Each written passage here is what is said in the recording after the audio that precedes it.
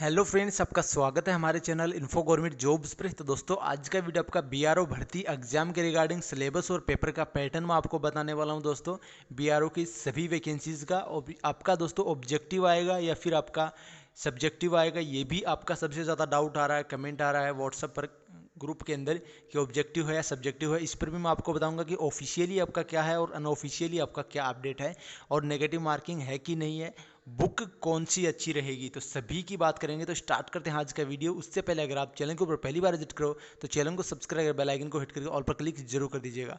और दोस्तों, वीडियो को शेयर कीजिएगा सभी के साथ, ताकि बीआरओ की हर प्रकार की अपडेट आपको मैं प्रोवाइड करवाता हूं तो सभी तक वो पहुंच पाए।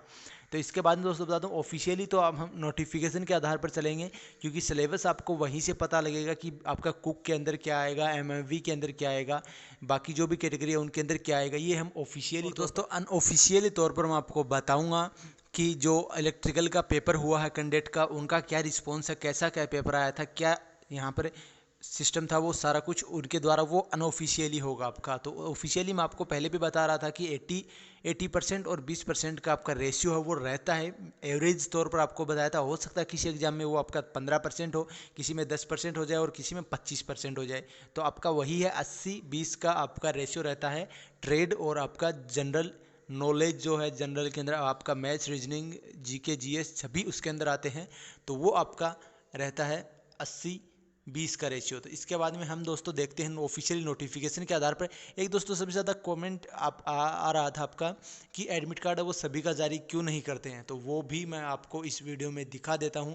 वैसे मैंने बताया था लगभग कमेंट करके कि एडमिट कार्ड है वो 10 गुना जारी करती है बीआरओ, जितने भी वैकेंसी है उसके 10 गुना जारी करते हैं। कट ऑफ मेरिट बनाते हैं वो, और उससे ऊपर जो भी कैंडिडेट होते हैं जिनके भी नंबर कम होते हैं वो दोस्तों यहाँ पर उसके अंदर शामिल नहीं हो पाते। देख सकते हो रिक्रूटमेंट प्रोसेस के अंदर इन्होंने दे दिया है, issue of admit call letters minimum 10 times of the vacancy advertise of each category SCWS UR, यहाँ पर ये इन्होंने डाल दिया है, यानी कि 10 गुना ही कैंडिडेट को वो एडमिट कार्ड देंगे। इसके लिए वो कट ऑफ वो बनाएंगे। ये यहाँ पर साफ साफ आपका क्लियर हो गया। अब हम बात करेंगे आपका रिटर्न एग्जाम, क्योंकि उनका पहले सिलेक्शन प्रोसेस था दोस्तों physical, practical test, written exam और मेडिकल, ये सिलेक्शन प्रोसेस था। पर यहाँ पर कोविड-19 की वजह से कुछ कैंडिडेटों का फिजिकल है वो हो चुका है और कुछ का नहीं हुआ है। तो उन्होंने क्या किया है, पहले एग्जाम दे दी है 10 गुना में, और हो सकता है एग्जाम के बाद में आपका फिजिकल हो, फिर आपका प्रैक्टिकल हो और फिर आपका मेडिकल हो। ये आपका सिलेक्शन प्रोसेस वो चेंज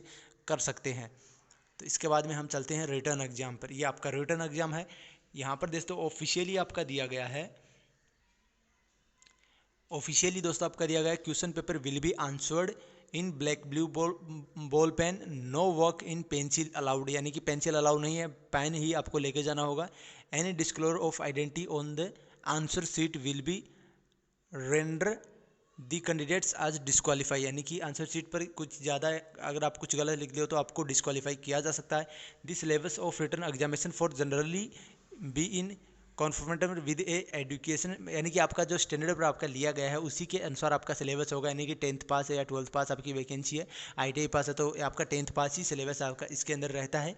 इसके बाद में यहाँ पर इन्होंने बोला है दोस्तों, यहाँ पर नीचे यहाँ से इन्होंने चालू किया, the question will be of objective type और सब्जेक्टिव टाइप, यानी कि विल भी हो सकते हैं, विल भी हो सकते हैं, ऑब्जेक्टिव टाइप भी हो सकते हैं और सब्जेक्टिव टाइप भी हो सकते हैं, और ऑब्जेक्टिव और सब्जेक्टिव दोनों टाइप भी हो सकते हैं। यानी कि इन्होंने ये सब कुछ साफ क्लियर नहीं किया है कि हम ऑब्जेक्टिव ही क्वेश्चन देंगे या फिर सब्जेक्टिव ही क्वेश्चन देंगे या फिर दोनों प्रकार का देंगे, कुछ भी ये दे सकते हैं। अब दोस्तों इसमें हमारा आपका जो है वो अनऑफिशियली जो कैंडिडेट का पेपर हुआ है वो हमारा वर्क करेगा, वो मैं आपको बताऊंगा इस वीडियो में।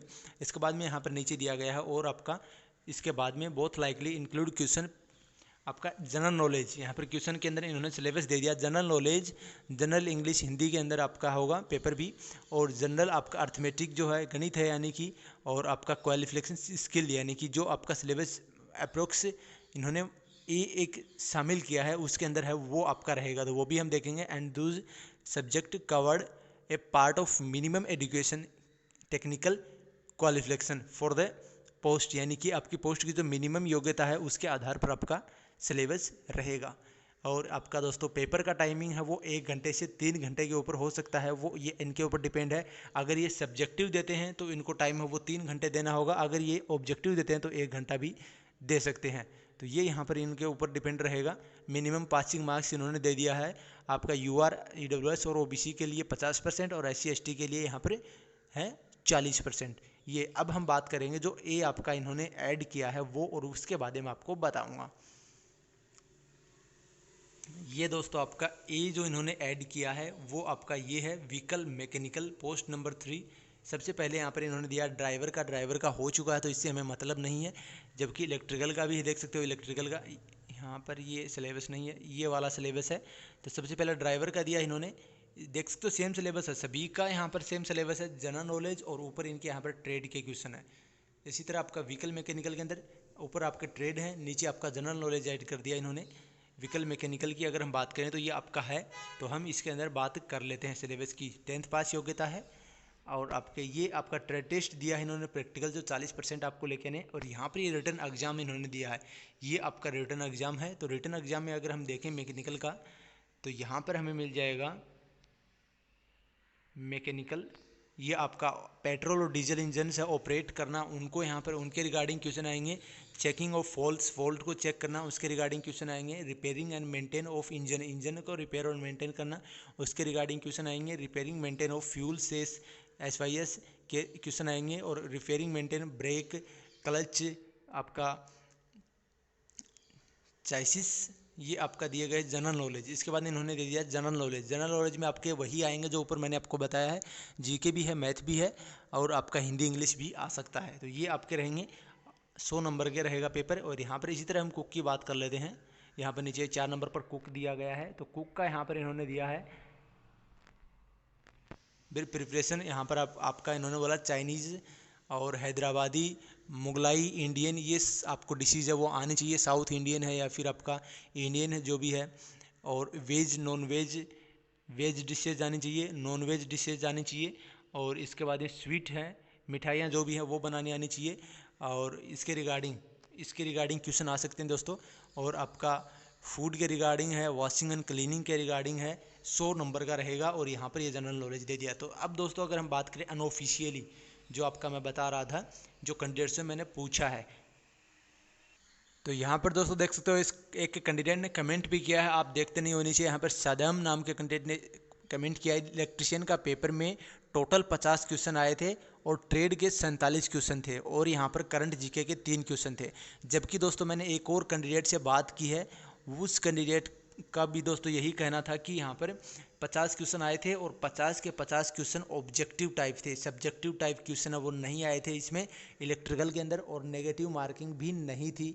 और आपके उसके अंदर 44 से 45 क्वेश्चन है वो ट्रेड के थे, बाकी यहाँ पर करंट GK और अगर एक्स्ट्रा क्वेश्चन थे। तो वही आपका रेशियो इसके अंदर 10% का लगभग रहता है, 10 से 20% का। ये 10 से 20% का रेशियो वो दोस्तों पीछे की जो भर्ती के थे उन कैंडिडेट से मैंने पूछा था। जबकि दोस्तों उनका ये भी कहना था, पीछे की जो वैकेंसी 2019 में भी पेपर लगा था, इसका 2016 की वैकेंसी थी कुक की, उसके अंदर दोस्तों सब्जेक्टिव पेपर आया था। ये उनका भी कहना था कि सब्जेक्टिव पेपर आया था उस टाइम पर। इस टाइम दोस्तों जो इलेक्ट्रिशियन का पेपर जिन्होंने दिया है वो उनका कहना है कि ऑब्जेक्टिव पेपर आया था, और पेपर है वो जमा किया था। ये भी इन्होंने बोल दिया है इन कैंडिडेट ने कि पेपर उन वहाँ पर जमा करवा लिया, और OMR सीट ना देकर पेपर के ऊपर ही उनको टिक लगा के जमा करवाया गया था पेपर। तो इसी तरह मैंने आपको बताया था कि पेपर जो भी आपको दिखा रहा है कोई भी यूट्यूबर हो चाहे वो सभी गलत हैं। BRO कभी पेपर है वो नहीं देता है, वो सभी अनऑफिशियली हैं, कोई भी नहीं है। कोई भी मॉडल पेपर आप उठा लीजिएगा, उसी को आप वो हल करवा रहे हैं। मैं नहीं बोलता कि वो ख़राब है, हो सकता है आपके लिए फ़ायदेमंद हो तो आप वो पढ़ सकते हो, पर ये कहना भी गलत है कि वो BRO के पेपर हैं, ये कहना भी गलत है। तो दोस्तों ये मैंने आपको बता दिया सिलेबस के रिगार्डिंग। अब दोस्तों रही बात कि कौन सी बुक से पढ़े, तो दोस्तों जो आपका टॉपिक दिया है, अगर आप टॉपिक वाइज पढ़ते हो, चाहे वो किसी भी बुक से हो, अगर आपको यहाँ पर क्लीनिंग और वॉशिंग का क्वेश्चन है तो वो किसी भी बुक में मिले, चाहे वो आपकी BRO की हो या आर्मी की हो या फिर आर्मी ट्रेडमैन की हो या फिर BSF ट्रेडमैन, SSB ट्रेडमैन, किसी भी ट्रेडमैन की हो, उससे आप पढ़ते हो तो कोई फ़र्क नहीं पड़ता कि आप स्पेशल किस कोई बुक है। सिर्फ आपको वो टॉपिक है वो क्लियर करना चाहिए, आप कहीं से भी करो। कोई स्पेशल बुक नहीं है इसकी कि मैं आपको बता दूं कि BRO की उस पब्लिकेशन की बुक आप पढ़ो, ऐसा कुछ भी नहीं है। आप टॉपिक वाइज क्लियर करोगे तो मेरे अनुसार आपके लिए बेस्ट रहेगा, जितना टाइम आपके पास बचा है। तो बुक के रिगार्डिंग शायद हो सकता है किसी को नहीं हो डाउट, बाकी और कोई डाउट और कमेंट और क्वायरी हो तो ज़रूर कमेंट कीजिएगा, मैं आपको बता दूंगा, रिप्लाई कमेंट के अंदर ही कर दूंगा। और वीडियो को ज़्यादा से ज़्यादा दोस्तों के साथ शेयर कीजिएगा। नेगेटिव मार्किंग नहीं है, पेपर इलेक्ट्रिशियन और ड्राइवर का दोनों का ऑब्जेक्टिव हुआ है, ये मैं आपको बता रहा हूँ। मैं ये नहीं कह रहा कि आपका भी ऑब्जेक्टिव होगा, पर यहाँ पर इलेक्ट्रिकल और यहाँ पर ड्राइवर का ऑब्जेक्टिव हुआ है, हो सकता है आपका सब्जेक्टिव भी हो सकता है। आपके ये 50 क्वेश्चन आए थे उनके, आपका जब 1 तारीख को एग्जाम होगा तभी कुछ पता लगेगा। तो बाकी की अपडेट पाने के लिए चैनल को सब्सक्राइब कीजिए। धन्यवाद। जय हिंद, जय भारत।